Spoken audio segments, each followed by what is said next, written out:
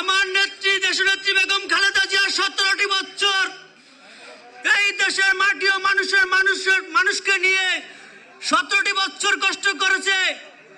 আজকে জুলাই গণ অভ্যুত্থান হইতো না দেশনেত্রী বেগম খালেদা জিয়া যদি গণতন্ত্রের বিরুদ্ধে আপসীন সংগ্রাম না করত। আরেকটি কথাই বলতে চাই, দেশনেত্রী বেগম খালেদা জিয়া 17টি বছর কষ্ট করছে। একই সাথে নেলসন ম্যান্ডেলাকে কেউ দেখেছেন? জনাব তারেক রহমান 17 বছর বিদেশের মাটিতে থেকে নেলসন ম্যান্ডেলা হয়ে গিয়েছে। রাজপথে আমরা স্বৈরাচার বিরোধী আন্দোলনে যখন নেমেছিলাম, জনাব তারেক রহমান বলেছিল দফা 1 দাবি 1, খুনি হাসিনার পদত্যাগ। আমাদের কানের মাঝে কখনই আমাদের মাঝে বেশর্ত আপসীন কথা জনাব তারেক রহমানের যে আর কোন দফা নাই, দফা একটাই, খুনি হাসিনার পদত্যাগ। যদি খুনি হাসিনার পদত্যাগ করত আমাদের এত প্রাণ কখনই ঝরত না। যদি আমাদের দাবি মেনে নিত এত রক্ত কখনোই ঝরত না, এত রক্ত কখনোই ঝরত না। আজকে নেলসন ম্যান্ডেলার থেকেই আমি খেতাব দিব না, খেতাব এই দেশের মানুষ দিব। তারেক রহমানকে বারবার একটি কথাই অনলাইনে বেশি হচ্ছে, দফা 1 দাবি 1, খুনি হাসিনার পদত্যাগ। খুনি হাসিনা যদি পদত্যাগ করত এতগুলা প্রাণ ঝরত না, আর এত রক্তপাত হইতো না।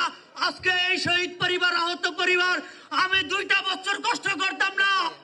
যদি খুনি হাসিনা পদত্যাগ হইতো, নেলসন ম্যান্ডেলার পদত্যাগ আমি দেব না। এটা সাধারণ মানুষ জনগণ দিব। এই নির্বাচনে আল্লাহর রহমতে এই নির্বাচনে জনগণ দিব। আবার একটা দল দেখি একবার নির্বাচনে আসে, আরেকবার নির্বাচনে আসে না। শুনলাম কয়েকদিন আগে একটা দালাল নাকি সরে গেছে। আরে তোরা দিল স্বাধীনতার বিরোধী অপশক্তি। 2071 সালে 2 লক্ষ মা বোনের ইজ্জতের বিনিময় সার্বভৌমত্বের বাংলাদেশ শহীদ রাষ্ট্রপতি কালুরঘাট বেতারকামগড় থেকে স্বাধীনতার ঘোষণা দিয়েছে শহীদ রাষ্ট্রপতি জিয়াউর রহমান। আজকে তোরা স্বাধীনতার অপশক্তি, তোরা মা বোনের সংগ্রাম নিয়ে তোরা লাঞ্ছিত করছস। আবার বলস যে নির্বাচনে তোরা কি বলে এটারে পিয়ার চাই, পিয়ার আয় রাজপথে দেব, হাসিনার অধিষ্ঠিতরাও দেব, পেয়ার দেব। আরেকটি কথা বলবো, আহত এবং নিহত শহীদ পরিবারকে, আমার বাপ কিন্তু ঘুমাইছে, লাশ পাই নাই, এখনো পাই নাই।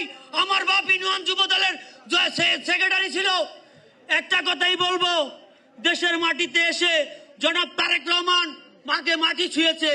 জনাব খালেদা জিয়া বলছো যে মাটি ও মানুষের মাঝে আমি রয়ে গেছি। জনাব তারেক রহমান আজকে আয়া মাটিতে ধরছে, আগে মাটিতে এত ভালোবাসে সে। এই নির্বাচনে আমরা প্রমাণ করে দেব জনপ্রিয়তার সবচেয়ে ইতিহাসযোগ্য নির্বাচন আমরা ভোটের মাধ্যমে দিয়ে জনাব তারেক রহমানকে প্রধানমন্ত্রী বানিয়ে আমাদের আহত নিহত এই বিচার জনাব তারেক রহমান ছাড়া কেউ করতে পারবো না, কেউ করতে পারবো না।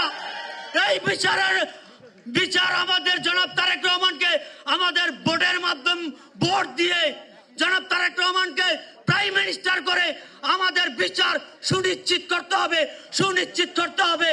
এই বলে আমি আমার বক্তব্য শেষ করছি। আল্লাহ হাফেজ। জিন্দাবাদ দেশনেত্রী বেগম খালেদা জিয়ার জিন্দাবাদ। শহীদ রাষ্ট্রপতি ওমর হক আগামী দিনের প্রধানমন্ত্রী জনাব তারেক রহমান যাতে হয়, আল্লাহর কাছে এই প্রার্থনা করেই আমি আমার বক্তব্য শেষ করছি। আল্লাহ হাফেজ, আল্লাহ হাফেজ, আল্লাহ হাফেজ।